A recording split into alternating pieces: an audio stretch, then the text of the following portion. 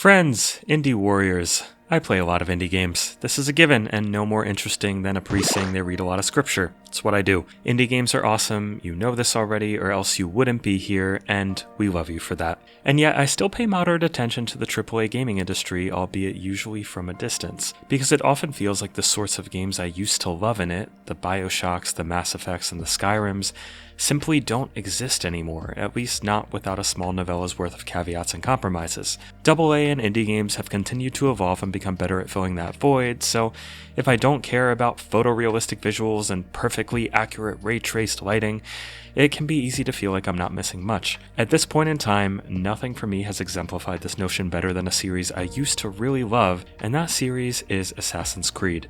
And I say really loved because for me, Assassin's Creed was a series that peaked early and peaked high, with the second game's story, mission design, and evolutions over its predecessor reaching heights that the series, in my opinion, was never able to fully meet again. And that's why I want to make an example out of it, and talk a little about what corporatization has done to the AAA gaming scene, and why indies have filled the void to help some of us mostly move on. It wasn't that long ago that I used to play Call of Duty, Gears of War, or Assassin's Creed regularly, and it's only in recent years that they make up so little of my gaming time that I eventually stopped playing them at all. And trying Assassin's Creed Mirage, 2023's latest entry in the series that aimed to take it back to basics with a structure and scope of earlier titles, really nailed home why that is. For those unfamiliar, other recent Assassin's Creed games, namely Origins, Odyssey, and Valhalla, brought in the series scope to the length and complexity of fully fledged RPGs, games that by all accounts sold very well and whose audiences generally like them, well, some more than others at least.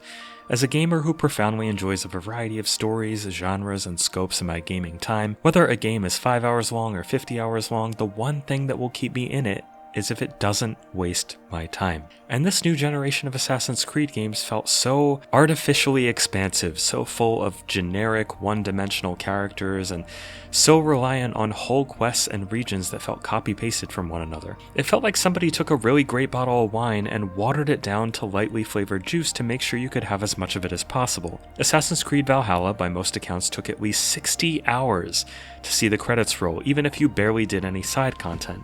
That is over 3 times the size of Assassin's Creed 2, and unlike Assassin's Creed 2, once I was barely halfway through Valhalla, I had very much had enough. In light of this, a return to form for Assassin's Creed Mirage sounded about right.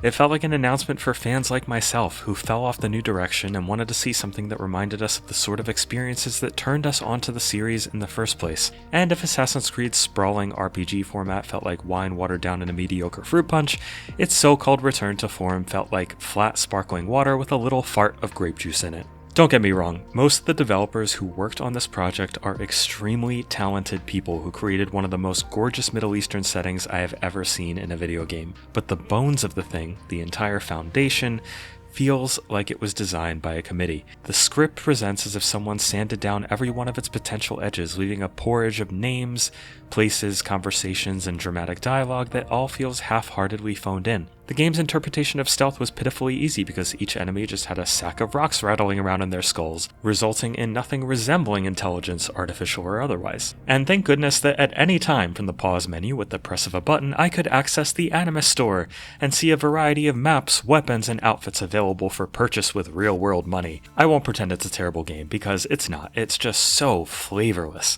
So safe, so lacking in passion from a core design perspective. Microtransactions might seem like a random call out here, but they feel firmly tethered to the underlying philosophy that created such a fundamentally uninteresting game. Players of The Elder Scrolls IV Oblivion may have cried foul back when Bethesda introduced the first ever microtransaction in 2006, a $2.50 horse armor that was purely for cosmetic purposes, but the company clearly found enough success for the idea to stick. Microtransactions are everywhere these days, and frankly, they're not going anywhere either, because they're not a universally bad thing. Many well-loved free-to-play titles simply wouldn't exist without microtransactions, with games like Smite and Path of Exile overwhelmingly being free-to-play with some minor features or cosmetic items locked behind a real-world payment. In any free-to-play game, I'd make a case to argue that some level of microtransactions is always going to be justified. Developers work, they need to get paid for that work, and for a wide variety of reasons, a multiplayer game can rarely exist anymore if it has an upfront price tag attached. Free-to-play is where the market overwhelmingly is, and any premium price Chinese entrant into the saturated space needs to get it seriously right from the get-go if it plans to survive. I'm not saying every free-to-play microtransaction model is good, far from it, in fact. Plenty of them are exploitative in a way that either enables straight-up gambling in the form of loot boxes and gacha mechanics, or will give a high-paying player a tactical advantage that ruins the game for those unwilling to dish out. I'd like to believe the gamers could move on from the worst of these cases and vote with their wallets, but it's simply not how the real world works. There are good free-to-play business models and bad free-to-play business models, but free-to-play is the operative phrase, or at least it should be. Because I don't think it's ever justified to add microtransactions to a game with a premium price tag. Again, there are worse cases than others, and Assassin's Creed Mirage's $4.99 Lightning Weapons pack and $14.99 Fire Demon pack are really not that tempting.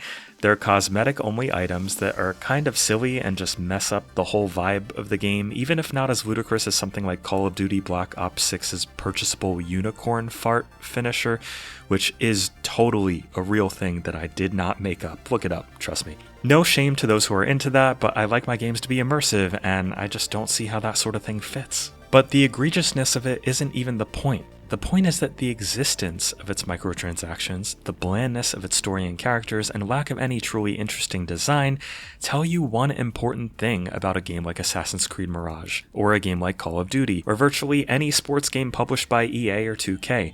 It tells you who, in the course of designing it, is actually calling the shots. Corporations like to make money.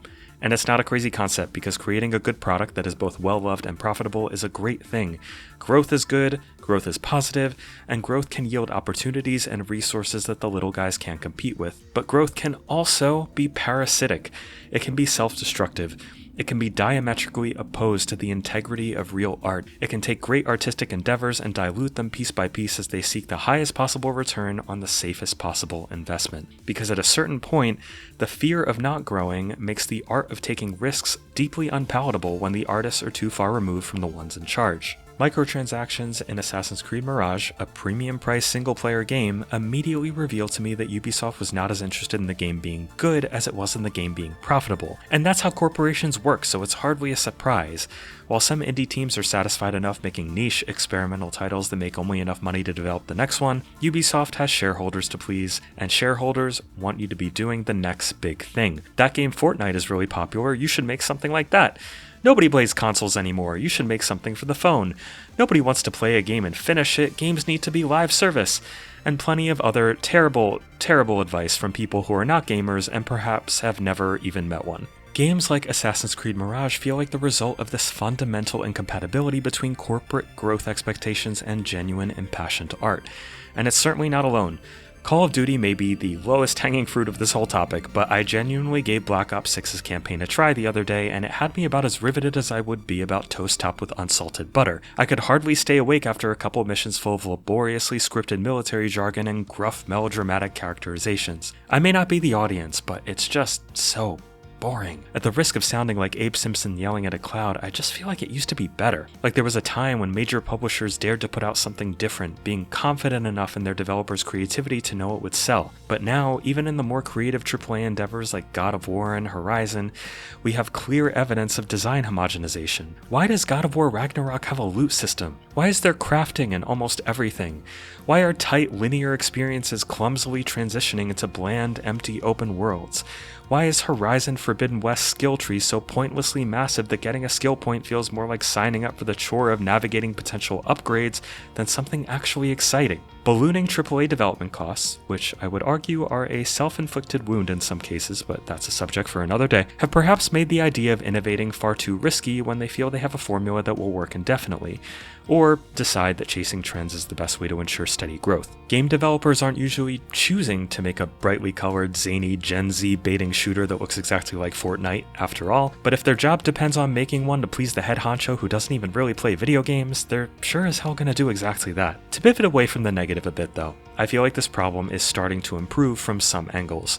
In an industry that's been full of negative trends like online passes, bad movie tie-ins, and predatory microtransactions, it's nice to see many of them just fundamentally fail. Remember online passes, when you had to pay like $10 for the multiplayer mode of a game like Mass Effect 3 if you bought it used, and publishers totally thought this would justify putting resources into tacked-on multiplayer modes nobody asked for in games like Tomb Raider and Bioshock 2? It feels like we're there with live service, at least, with publishers finally realizing there's limited room in this space, and something must be done when you're releasing costly failure after costly failure. Rocksteady's Suicide Squad game that nobody wanted, Ubisoft's quadruple A Skull and Bones, don't even get me started on that one, and of course Sony's $400 million failure, otherwise known as Concord, may have been the death knell publishers needed to see in 2024 for us to hopefully, finally, move on. I don't know what the next trend is that they plan to chase, but hopefully letting their developers just make good games